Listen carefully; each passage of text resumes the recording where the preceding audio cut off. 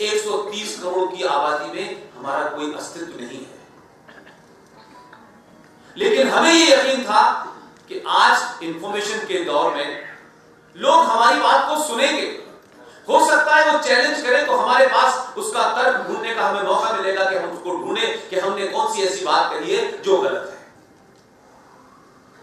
लेकिन मैं उस दिन बहुत खुश हुआ कि हमने 2014 से जो लड़ाई शुरू की थी, 2019 में एक पार्टी जिसके मैनिफेस्टो में पिछले कई सौ सालों से हम देख रहे हैं 370 को हटाएंगे, 370 को हटाएंगे।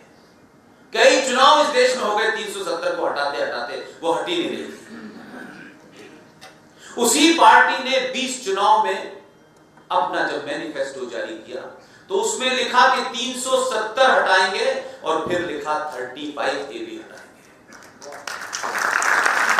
इशू ये नहीं है कि पॉलिटिकल पार्टी ने कहा ये हटाएंगे।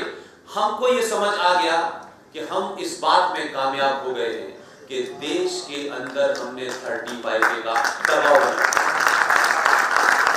हमारी कोई हैसियत नहीं है कि किसी पॉलिटिकल पार्टी पे हम दबाव बनाए हैं क्या भाई, लेकिन ये मुझे समझ में आ गया कि देश के लोगों को सच बता दोगे तो लोग चौराहों पे पुलियों पे जब चर्चा करेंगे तो सरकार के पास भी इस बात का इंफॉर्मेशन है कि समाज में किस चीज को लेकर गुस्सा है। आपने अपने गुस्से का इजहार किया, एक पार्टी ने अपने मैनिफेस्टो में रखा और आजाद भारत के अंदर पहली बार इस सरकार को पता था कि जिन लोगों ने मुझे वोट दिया है 282 से 303 पहुंचाया है, ये सड़क बड़क बनाने के लिए नहीं दिया है।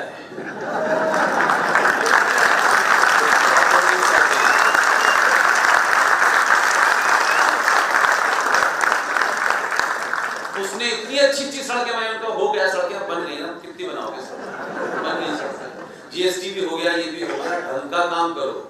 इस दबाव का कारण क्या है कि आप कई हजार साल से जो नहीं बोल रहे थे यकायक बोलने लगे, सवाल पूछने लगे, अपनों से पूछने लगे, तब उनको लगा। और मैं कल बच्चों के सामने कह रहा था, ये बात इसलिए रिपीट करता हूं कि इससे आपके अंदर साहस पैदा हो, अपने अंदर का भरोसा पैदा हो, क्योंकि अभी हम पहली स्टेज पे हैं। बहुत सारे सवाल हैं, इतने सवाल लोग करते हैं, लगता है कि बस सवालों में पैदा हुए थे। आपने जो लगातार प्रेशर बनाया, उस प्रेशर का सत्ताओं पे कैसे काम करता है। 23 मई को रिजल्ट आया, 303 सीटें मिली। आप यकीन मानिए कि जरा देखिएगा, सारी चीजें अवेलेबल हैं, आप YouTube पे चले जाइए। किसी ने भी यह सवाल नहीं उठाया कि अब यह सरकार आ गई है, अब हमारा राज्यसभा में बहुमत नहीं है भाई, अब राज्यसभा में बहुमत होगा। तो कुछ लोग मजाक में कहते थे ये तो ऐसे लोग हैं कि कहेंगे राज्यसभा में बहुमत होगा, अब कहेंगे यूएनओ में बहुमत होगा, तब करेंगे। लेकिन इस गुस्से से सरकार दो चार थी, इसलिए आपके दबाव ने उस सरकार को इस बात के लिए मजबूर कर दिया कि जिस संसद के जिस सदन में उनका बहुमत नहीं था, संसद के इतिहास में यह पहला मौका है कि एक रूलिंग पार्टी जिसका जिस सदन में बहुमत नहीं है, उसमें सबसे कंट्रोवर्शियल, सबसे तकलीफ दे बिल को रखा और उसी में पास करा दिया।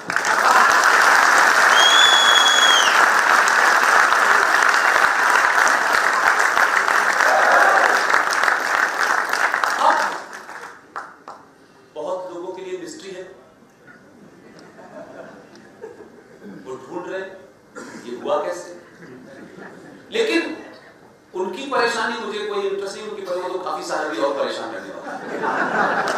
मैं आपसे जो बार बार कह रहा हूं, ये समय है, ये बहुत इंपॉर्टेंट मूवमेंट से ये देश गुजर रहा है, बहुत ही जिसे कहें नाजुक स्थिति है।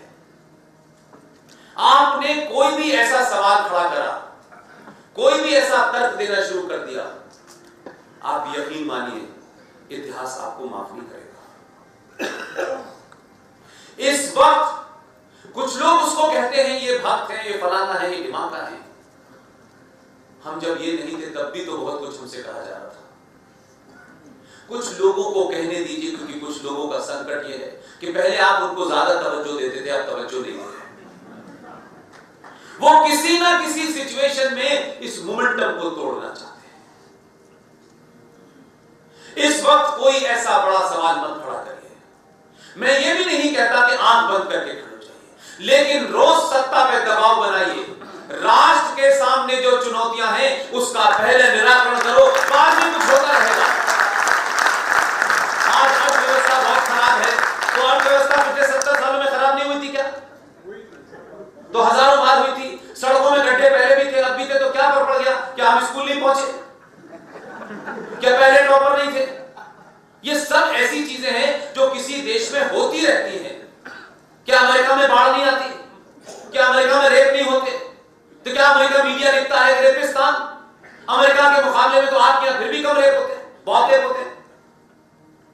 अगर उनका कंपैरिजन करें तो आपका यहां कोई रेप का रेशो नहीं है, लेकिन आपके यहां एक फोर्स है, जिस फोर्स को आपने 70 सालों के बाद सत्ता और व्यवस्था से बेदखल कर दिया है, ये उसकी समस्या है।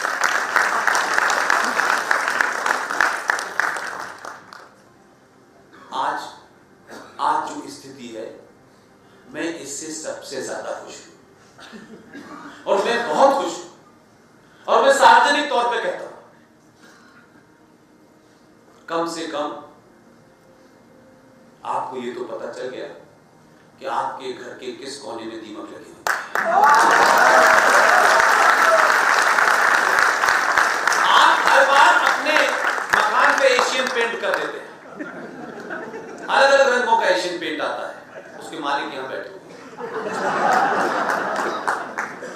लेकिन रंग जो है वो खूबसूरती बढ़ा सकता है, लेकिन दीमक लग रही है उसे खत्म नहीं कर सकता। पहली बार आपको कम से कम कई चीजों का जवाब मिल गया है। ये जो आपको भूत सवार था, हिंदू मुस्लिम भाई भाई, पता चल गया। भाई कौन है और कहां है ये भी पता है। आप ही ने नारा गढ़ा सारे धर्म बराबर है। आप ही ने नारा गढ़ा गंगा जमुना तहसीब, गंगा भी हमारी जमुना भी हमारी, तहसीब किसकी है? लेकिन हम ये कहते थे, हमें लगता था ये अच्छी बातें हैं, नहीं देखो वो भी अच्छे हैं, ये भी अच्छे हैं। कोई अच्छा नहीं है। ये 47 में अगर आपने इस देश को आजाद मिलके कराया था, हिंदू मुसलमान ने कराया था, सबका कंट्रीब्यूशन था, तो आपको सवाल पूछना चाहिए था भाई कि जिस भारत को आजाद कराने के लिए हम सब ने सामूहिक तौर पे अपना योगदान दिया था, फिर वो कौन लोग थे? आजादी मिलते ही कुछ लोगों ने कहा कि हमें मजहब के नाम से अलग देश चाहिए। वो किसके लिए लड़ रहे थे, किस एजेंडे के लिए लड़ रहे थे, आपको पता ही नहीं चला। और एक नहीं दो मुल्क लिए उन्होंने और अलग हो गए। और कमाल की बात देखिए कि 1947 में जब चुनाव हुआ 46 में, तो ऑल इंडिया मुस्लिम लीग ने वोट मांगा पाकिस्तान बनने के लिए, तो 475 में से 425 सीटें उनको मिली। कमाल के समझदार मुसलमान उस वक्त भी थे और अब भी। 475 में से 425 सीटें ऑल इंडिया मुस्लिम लीग को मिली कि पाकिस्तान बनना चाहिए, लेकिन पाकिस्तान बनने के बाद भारत से 2% भी मुसलमान नहीं गया। आप इस बात को समझिए। 70 सालों का इतिहास कोई इतना पुराना नहीं कि उसको समझ में ना आए। 20, 25, 30 साल का इतिहास तो मैं और आप जैसे तमाम सारे लोग अपनी आंखों से देख ही रहे हैं, और उसके सारे साक्ष्य मौजूद हैं, सारी डिटेल मौजूद है, डॉक्यूमेंट मौजूद है, अखबार मौजूद है।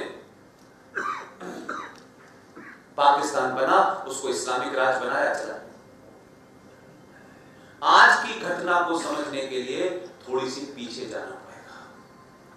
इसलिए बार बार मैं कह रहा हूं कि अगर आज भी आप नहीं समझ पाए तो यकीन मानिए कि फिर मौका नहीं मिलेगा आपको।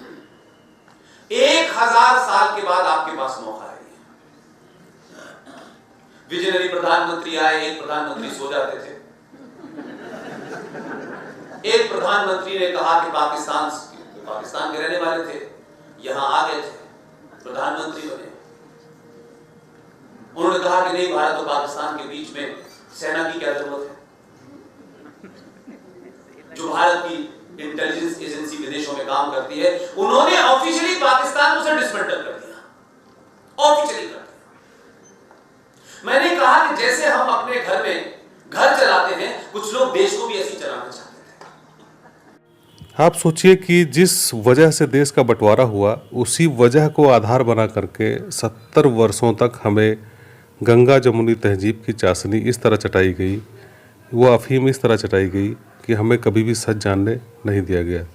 दरअसल सारी समस्या की जड़ यह है कि अब आप सवाल पूछने लगे हैं, चीज़ों को जानने की कोशिश, सत्य को जानने की कोशिश करने लगे हैं।